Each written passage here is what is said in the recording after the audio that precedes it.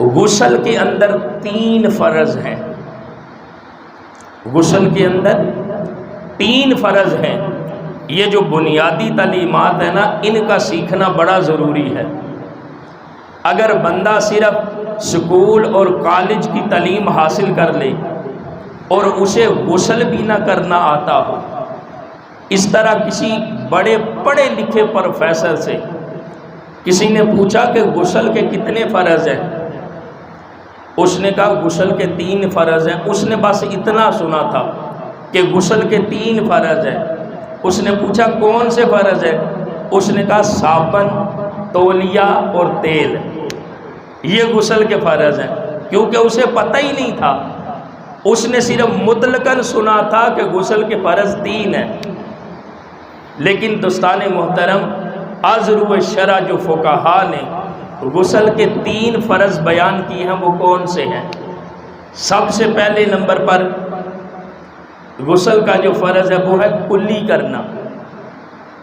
کلی کرنا، ہم لوگ کیا کرتے، صرف نہا لیتے ہیں اور سمجھتے ہیں غسل ہو گیا۔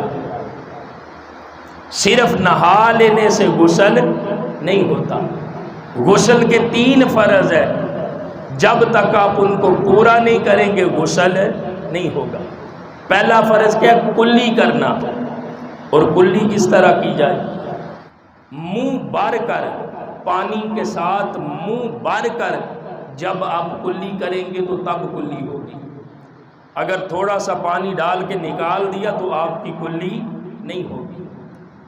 پانی منہ بھر کر کلی کریں گے تو منہ کا جو اندرونی حصہ ہے، جبڑوں کا، دانتوں کا، زبان کی کروٹ، آگے پیچھے ہر طرف سے جب منہ آپ کا دھل جائے گا تو آپ کی کلی ہوگی۔ پہلا فرض کیا ہے؟ کلی کرنا۔ صرف منہ میں پانی انڈیل کر باہر پھینک دینا، اس سے کلی نہیں ہوتی۔ اگر آپ کا روزہ نہیں، روزے کی حالت میں بھی منہ بھر کے کلی کرنی ہے، لیکن روزہ نہیں، غسل فرض ہوا ہے، تو اس کے لیے آپ نے غرارہ کرنا ہے۔ یعنی کلی کرتے ہوئے آپ نے مبالغے سے کام لینا ہے۔ تو اس انداز میں جب کلی کریں گے تو پہلا فرض پورا ہوگا۔ اور دوسرا فرض ہے ناک میں پانی چڑھانا۔ یہ جو نرم ہڈی ہے، یہاں تک پانی پہنچانا فرض ہے۔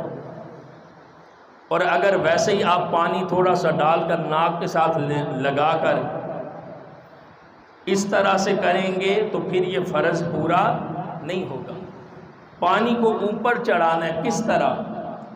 جب کسی چیز کو سونگھتے ہیں تو سونگھتے ہوئے اس طرح پانی کو سونگھنا ہے تاکہ پانی جو نرم ہڈی ہے وہاں تک پہنچے۔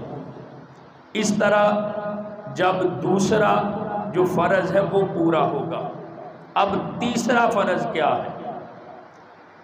سر کے بالوں سے لے کر پاؤں کے تلوؤں تک پورے جسم پر اس طرح پانی بہانا کہ جسم کا کوئی ایک حصہ، جسم کا کوئی ایک بال، جسم کے بال کی کوئی ایک نوک بھی خشک نہ رہے۔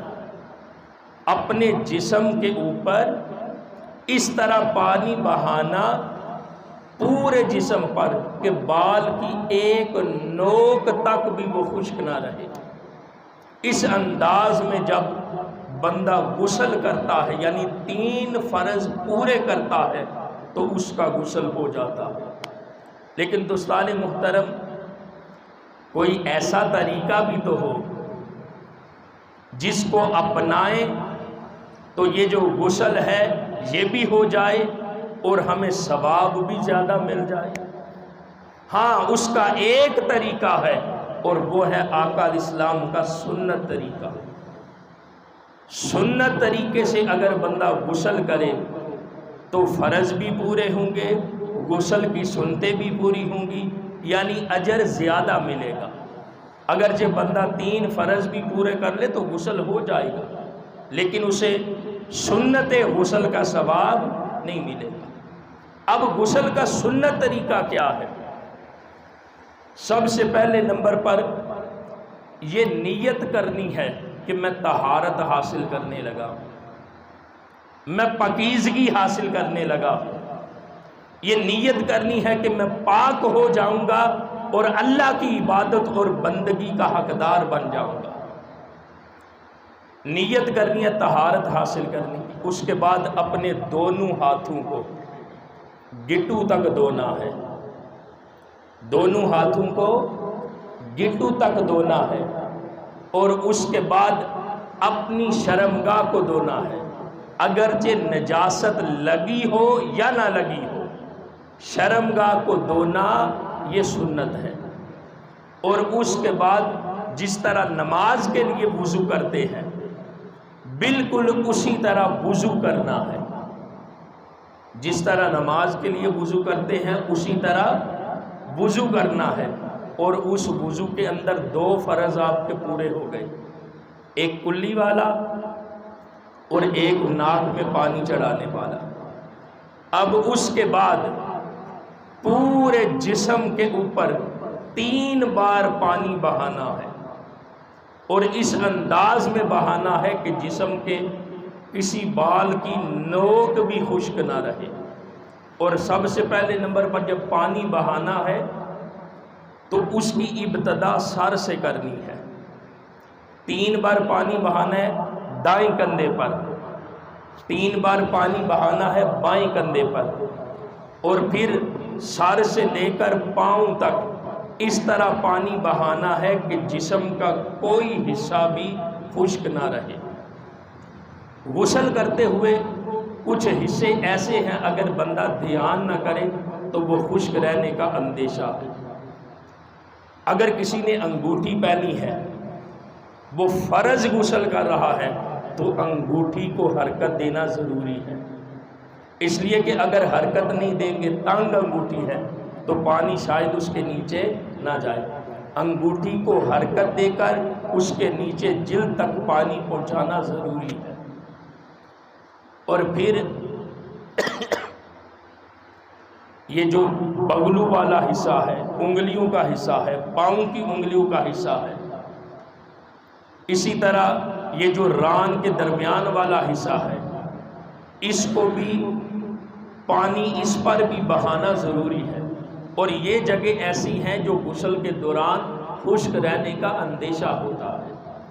تو دوستان محترم، سر سے لے کر پاؤں تک اس طرح پانی بہانا کہ کوئی ایک حصہ بھی خشک نہ رہے، اور پھر غسل کرتے ہوئے پانی بہاتے ہوئے اپنے جسم کو ملنا، اپنے جسم کو ملنا، یہ بھی آقا کریم علیہ السلام کی سنت ہے۔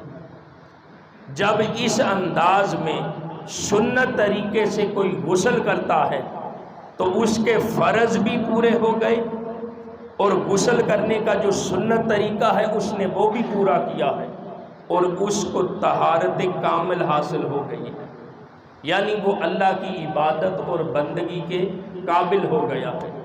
تو دوستان محترم، جب بھی غسل فرض ہو اس میں تاخیر نہیں کرنی چاہیے، جتنی جلدی ہو سکے غسل کر لینا چاہیے، اس لیے کہ میرے آقا صلی اللہ علیہ وسلم کا فرمان ہے نا، جس گھر میں کوئی جنبی شخص ہو، کوئی جنبی شخص ہو، تو اس گھر میں اللہ کی رحمت کے فرشتے داخل نہیں ہوتے۔ تو جب بندہ جنابت کی حالت میں ہو جلدی سے جلدی غسل کرتے ہیں۔